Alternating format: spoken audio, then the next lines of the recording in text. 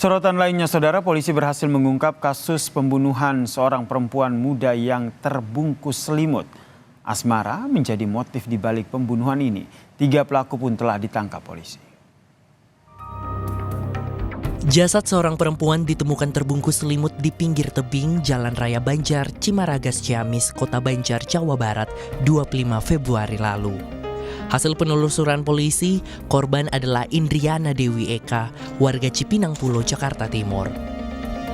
Polisi akhirnya menangkap 3 pelaku, DA, DP, dan MR. MR membunuh korban atas perintah pasangan kekasih DA dan DP. Polisi pun melakukan rekonstruksi pembunuhan berencana terhadap Indriani Dewi Eka. Namun, rekonstruksi urung dilakukan di lokasi pembuangan jenazah perempuan berusia 24 tahun itu karena alasan keamanan. Rekonstruksi pun dipindahkan ke area Polsek Banjar. Sebanyak 38 adegan diperagakan ketiga pelaku berinisial DA, DP, dan MR. Pelaku perempuan yakni DP menjadi otak pembunuhan karena korban menjalin asmara dengan kekasih korban, yakni DA, yang juga ikut membunuh. DP lalu membayar MR untuk menjadi eksekutor pembunuhan. Nah, dari tersangka atau Devara ini menghendaki apabila memang Pidot ingin kembali kepada dia, ya harus salah satu tidak ada di muka bumi. Seperti itu penyampaiannya, artinya harus dihilangkan. Ya, bekerjasama, jadi kalau memang Pidot tidak berani, ya silakan mencari orang yang berani untuk melakukan pembunuhan terhadap korban. Akhirnya DA ini berkomunikasi dengan MR selaku eksekutor, awalnya memang menolak, tapi karena MR sendiri sedang terlilit hutang sehingga dia menyanggupi untuk melakukan pembunuhan terhadap korban dengan awalnya imbalan adalah 50 juta rupiah. Ketiga tersangka kini telah ditahan. Sementara penyidikan kasus ini diambil alih Polda Jawa Barat karena lokasi kejadiannya berada di beberapa wilayah di Jawa Barat. Tim Liputan, Kompas TV. Saudara, perempuan yakni DP menjadi otak pembunuhan karena korban menjalin asmara dengan kekasihnya yakni AD yang juga ikut membunuh korban. DP lalu membayar MR, saudara, untuk menjadi eksekutor pembunuhan ini. Kita bahas bersama dengan psikolog forensik Mas Reza Indragiri yang telah bergabung bersama kami di Kompas Malam. Salam sehat, Mas Reza. Malam, Mas Yasir. Anda melihat kasus ini seperti apa?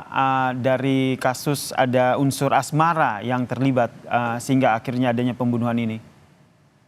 Kalau disebut ada faktor asmara atau kecemburuan, maka sudah tak lain tak bukan motif yang melatar belakangi peristiwa ini adalah motif emosional, bukan kecemburuan. Tapi kalau kemudian ini dianggap sebagai sebuah pembunuhan yang dilakukan secara berkelompok, maka memang otoritas kepolisian sekiranya patut menyisir satu persatu siapa melakukan aksi dengan latar belakang motif apa.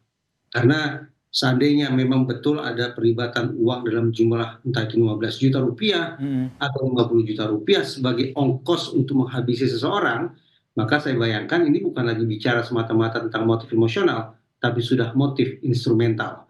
Yaitu bagaimana seseorang melancarkan aksi jahat untuk mendapatkan manfaat tertentu, baik itu misalnya uang, cinta, popularitas, atau apapun sifatnya yang tidak ada sangkut pautnya dengan perasaan, tapi bersangkut paut dengan keuntungan atau kemanfaatan dari aksi kejahatan.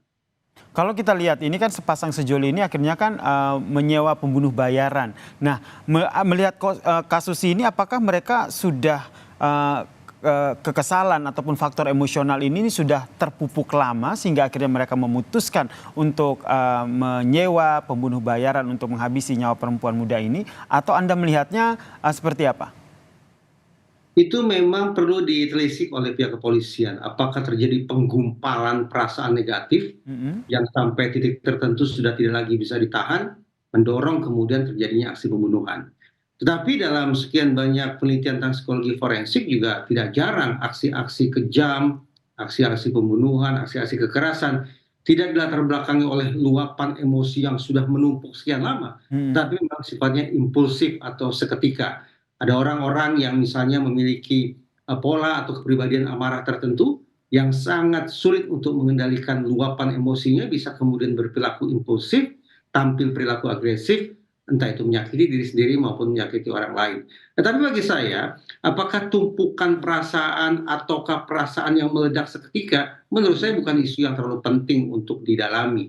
Yang jelas adalah sekiranya pihak kepolisian ingin mengenakan pasal yang paling berat terhadap para pelaku, misalnya pasal pembunuhan berencana atau pasal 340, maka alih-alih berbicara tentang perasaan mereka, justru lebih penting bagi pihak kepolisian untuk memastikan adanya 4 unsur yang sudah dihitung-hitung oleh para pelaku ketika melancarkan aksinya, yaitu target, insentif, risiko, dan sumber daya. Kalau 4 unsur ini ada, terlepas apapun perasaan mereka, maka sudah pasal pembunuhan berencana bisa dikenakan. Yang juga jadi sorotan nih Mas Reza, kalau kita lihat dalam kasus ini para pelaku ini juga sempat membawa korban yang sudah dibunuh ini untuk keliling wilayah Jawa Barat. Bahkan pada saat mobil mereka ini mogok, korban ini dipakaikan masker begitu sehingga terlihat seolah tertidur. Melihat perilaku seperti ini, jika kita kaitkan dengan aksi pembunuhan yang dilakukan ini sudah bisa dikatakan sadis atau seperti apa? Memang adakah pembunuhan yang tidak sadis? Semua pembunuhan pasti sadis. Tetapi sekali lagi, ketika kita bicara tentang orang yang meninggal dunia akibat perbuatan orang lain, maka ada beberapa pasal yang bisa dikenakan di situ. Misalnya pasal penganiayaan yang mengakibatkan orang meninggal dunia, atau pasal pembunuhan tanda petik biasa, atau juga pasal pembunuhan berencana. Nah, kembali ke pihak kepolisian. Sekali lagi, kalau mereka memang ingin mengenakan hukuman yang maksimal kepada para pelaku, maka memang pasal pembunuhan berencana yang patut dikedepankan, bukan pasal pembunuhan tanda petik biasa, dan juga bukan pasal penganiayaan yang mengakibatkan orang meninggal dunia. Oke, pembunuhan berencana. Kemudian dari faktor hubungan asmara yang terjalin antara pelaku ini apakah ini bisa menjadi salah satu faktor yang kuat begitu? Sederhananya seperti mereka tidak bergerak sendiri sehingga bisa dikatakan mereka saling mendukung untuk melakukan aksi kejahatan ini. Pertama, kalau kita berbicara tentang asmara atau kecemburuan, memang ada penelitian yang menemukan bahwa dari sekian banyak kasus pembunuhan yang dipelajari atau distudi, ternyata 40% memang dilatar belakangi oleh luapan kecemburuan atau asmara. Dengan kata lain, walaupun memang tidak mencapai 50%, tapi 40%, tetapi angka ini tetap bisa kita pandang sebagai angka yang luar biasa. Bahwa misalnya kita bisa membangun tafsiran, dari sekian banyak aksi pembunuhan, ternyata 40% pelaku diantaranya memang digerakkan oleh amarah, digerakkan oleh rasa sakit hati, digerakkan oleh kecemburuan atau perasaan-perasaan negatif lainnya. Ini menunjukkan betapa berbahayanya ketika ada orang yang tidak mampu mengendalikan emosinya, maka kemungkinan terjadi peristiwa fatal menjadi tampak di depan mata. Itu pertama.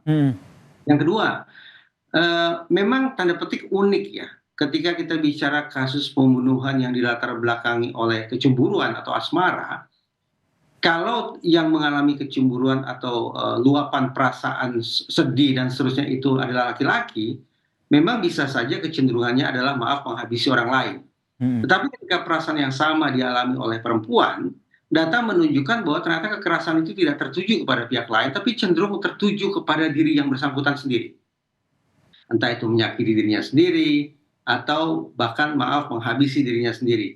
Ini menunjukkan bahwa ternyata manifestasi luapan perasaan negatif antara satu jenis kelamin dengan jenis kelamin yang lain itu berbeda. Itu yang kedua. Dan yang ketiga, kalau seorang calon pelaku berhimpun dengan orang-orang lain yang tergerak untuk melakukan perbuatan serupa, maka memang hitung-hitungan di atas kertas, kecenderungan mereka untuk menyepelekan resiko itu akan semakin tinggi. Ketika misalnya aksi pembunuhan itu akan dilancarkan oleh satu orang, maka perhitungan tentang resiko relatif tinggi. Tetapi sekali lagi ketika berhimpun bersama orang-orang lain dengan tujuan atau maksud yang sama, mereka akan mengecilkan arti resiko. Mereka menjadi terlalu percaya diri akan kemampuan mereka, bahwa saya tidak akan ditangkap oleh polisi, saya akan bisa menghilangkan jejak, saya akan bisa membangun alibi, dan seterusnya. Nah, ini sekali lagi betapa berbahayanya ketika kemudian kehadiran orang di sekitar, alih-alih memberikan koreksi terhadap sebuah niat jahat, tapi justru memfasilitasi atau memperkuat kemungkinan niat jahat berubah menjadi perilaku jahat. Baik, terima kasih psikolog forensik Mas Reza Indragiri telah memberikan perspektifnya terkait dengan sepasang sejoli yang menyewa pembunuh bayaran untuk menghabisi nyawa seorang perempuan muda.